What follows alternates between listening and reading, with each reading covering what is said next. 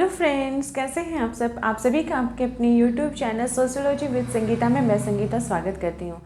हम लोग समाजी स्तरीकरण के सिद्धांत को देख रहे हैं। इसमें हम लोगों ने संघर्षवादी सिद्धांत को देखा था। जैसा कि आप सभी को पता है कि सामाजिक स्तरीकरण का जो सिद्धांत है उसे 3 वर्गों में बांटा गया है। संघर्षवादी सिद्धांत, जिसे मार्क्सवादी सिद्धांत भी बोला जाता है, सेकंड है प्रकार्यवादी सिद्धांत और थर्ड है संकलनवादी सिद्धांत। तो आज का जो हमारा टॉपिक है ये है सामाजिक स्तरीकरण का प्रकार्यवादी सिद्धांत। इस सिद्धांत के प्रतिपादक कौन है? तो डेविस एवं मूरे। देखिए, ये जो टॉपिक है ये आपका पीएचडी का आपका जो एंट्रेंस का एग्जाम है, आपके लिए ये टॉपिक तो पीएचडी एग्जाम के लिए इम्पॉर्टेंट हो ही जाती है। साथ ही साथ क्या होता है कि हम लोग जब एमए का सिलेबस देखते हैं या फिर आपका जो आप कोई भी पीसीएस लेवल का एग्ज़ाम देते हो तो उसमें भी आपको ये टॉपिक पढ़ने के लिए हेल्पफुल रहेगा। तो चलिए आज की क्लास को लेट न करते हुए स्टार्ट करते हैं। तो आपसे ये रिक्वेस्ट है कि प्लीज़ इस क्लास को लास्ट तक देखिएगा। तो आज का जो हमारा टॉपिक है वो क्या है? सामाजिक स्तरीकरण का प्रकार्यवादी सिद्धांत। इस सिद्धांत के प्रतिपादक कौन है? तो डेविस तथा मूरे। इन्होंने अपने सिद्धांत को, इनकी जो पुस्तक थी वो किस पुस्तक में इसके बारे में बताया था उन्होंने? तो इनकी पुस्तक का नाम है प्रिंसिपल ऑफ सोशल स्ट्रैटिफिकेशन।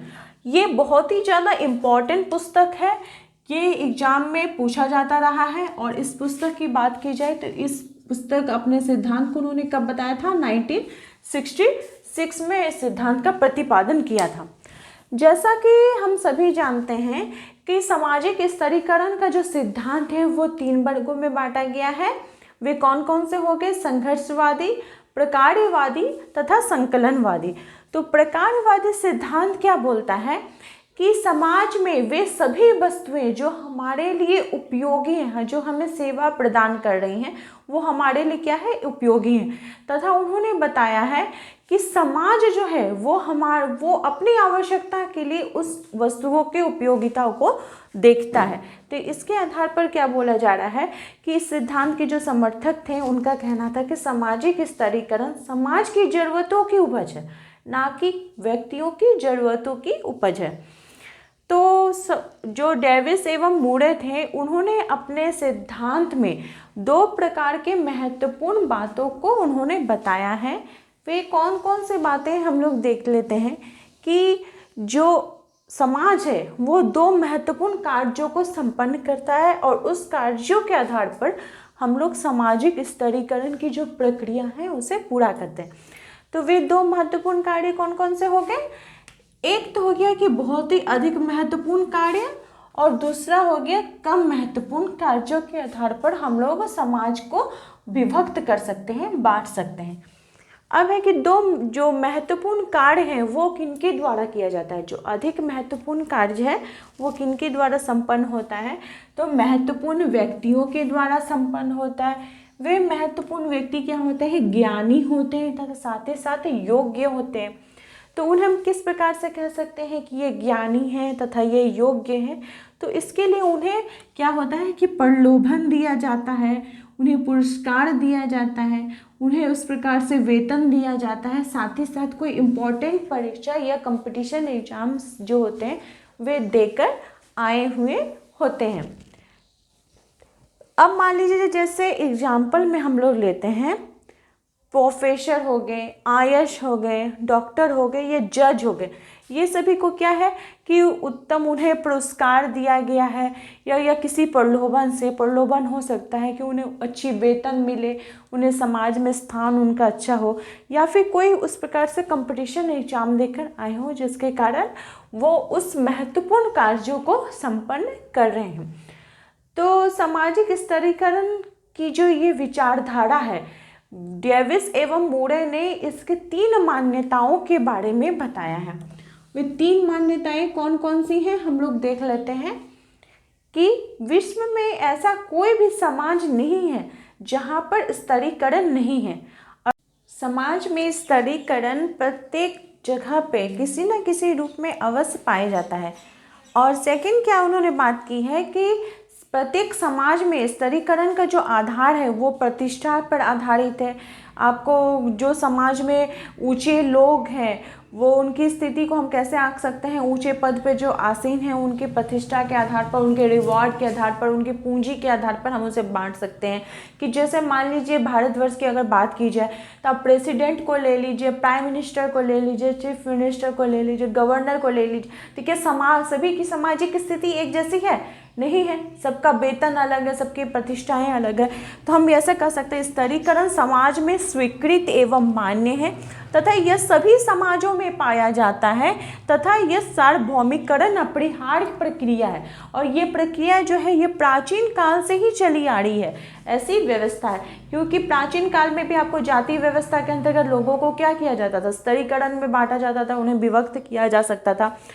तो इसमें उन्होंने थर्ड बात पे ये बताया है कि स्तरीकरण की जो मान्यता है ये विभिन्न समाजों में, सामाजिक स्तरीकरण जो है, आप अगर ले लीजिए जैसे सरल समाज हो गया तो वहाँ पे स्तरीकरण का आधार कैसे हो जाएगा, लिंग एवं उम्र के हिसाब से।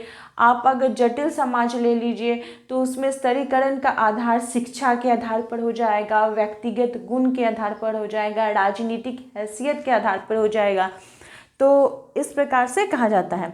तो हम जब डेविस एंड मूरे के सिद्धांत को पूरा देखते हैं तो यही पाते हैं कि स्तरीकरण समाज के लिए आवश्यक है तथा लाभकारी है। तो ये था उनका सिद्धांत। उन्होंने जब सिद्धांत को दिया तो ऐसे बहुत सारे आलोचक हुए जो उनके सिद्धांत की क्या की आलोचना की। वे कौन कौन से थे, चलिए हम लोग देख लेते हैं। तो उसमें जो सबसे पहला नाम आता है वो है कार्ल मार्क्स महोदय का नाम आता है, क्योंकि उनके अनुसार जो समाज है ये हमेशा दो वर्गों में बटा हुआ है। एक है जो पूंजीपति वर्ग है और एक है जो श्रमिक वर्ग है, यानी बुजुर्गों और सर्वहारा वर्ग के अंतर्गत उन्होंने अपने स्तरीकरण की बात की थी। एक और महोदय है ट्यूमिन महोदय। उन्होंने बताया उन्होंने क्या आलोचना की कि जो डेविस तथा मूरे ने अपने सिद्धांत में कहा कि समाज को दो महत्वपूर्ण कार्यों में बांट देना चाहिए, एक हो गया अधिक महत्वपूर्ण और दूसरा हो गया कम महत्वपूर्ण।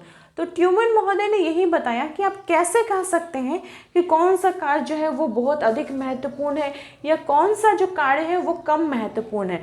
इसके लिए उन्होंने दो लोगों को लिए अपने उदाहरण में प्रस्तुत किया। वे कौन कौन से हैं? उन्होंने बताया कि जैसे मान लीजिए आप किसान को लेते हैं या कोई अधिकारी को लेते हैं। किसको ले रहे हैं? आप किसान को ले रहे हैं या कोई अधिकारी को ले रहे हैं। तो आप कैसे कह सकते कि इन दोनों के बीच, इनके प्रतिष्ठा के बीच अंतर है?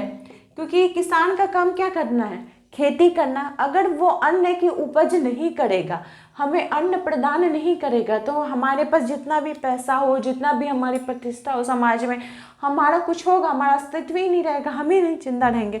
तब कैसे कह सकते हैं कि इसकी अधिकारी के साथ इसकी तुलना की जा सकती है। फिर उन्होंने बोला कि नेता, जैसे यहाँ पे बात की गई ना कि प्रतिष्ठा के आधार पर कोई नेता है, उसका समाज में बहुत ही अधिक प्रतिष्ठा है, लेकिन उसकी योग्यता ही नहीं है। क्योंकि डेविस एवं मूरे का बात था योग्यता के आधार पर। अगर वो शिक्षित ही नहीं है, अशिक्षित है, तो फिर उसके अंतर्गत योग्यता नहीं है।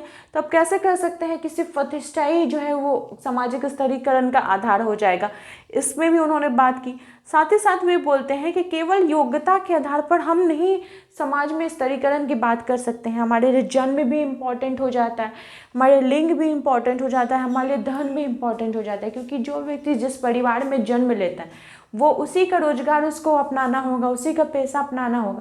मान लीजिए कोई एक नाई है, वो बड़ा होने के बाद जितना भी अच्छा गीता पढ़ ले, महाभारत पढ़ ले, उसको पूरा मंत्र याद हो जाए, लेकिन क्या वो ब्राह्मण बन सकता है? नहीं बन सकता, क्योंकि वो उस नाई के परिवार में जन्म लिया है। जैसे बहुत जगह पे स्त्रियों को, लिंग की अगर बात की जाए तो स्त्रियों को घर से बाहर निकल के कार्य करने नहीं दिया जाता है। उनके अंदर योग्यता है, लेकिन उनका जो लिंग है वो उन्हें मना करता है। धन भी बहुत जगह इम्पॉर्टेंट हो जाता है। तो ये था डेविस तथा मूरे का प्रकारवादी सिद्धांत, किसके संदर्भ में? सामाजिक स्तरीकरण के संदर्भ में। आई होप आपको आज की क्लास हेल्पफुल रहेगी आपके आने वाले सोशियोलॉजी से रिलेटेड एग्जाम के लिए। अगर आपको ये क्लास अच्छी लगी है तो प्लीज़ आप अपने दोस्तों से ज़्यादा से ज़्यादा शेयर करें तथा मेरे चैनल पर नए हो तो सब्सक्राइब करें। Thank you.